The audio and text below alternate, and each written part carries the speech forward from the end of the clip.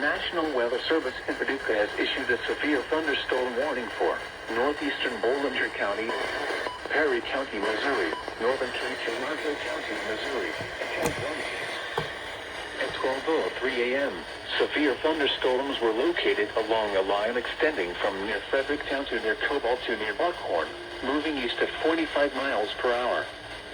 Expected hazards include 60 miles per hour wind gusts. This is a radar indicated threat. The following impacts are expected. Expect damage to roofs, siding, and trees. Locations impacted.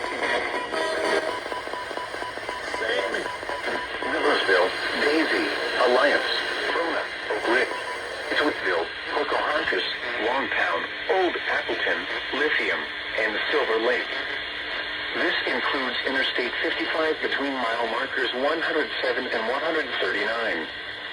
Repeating, a severe thunderstorm warning has been issued and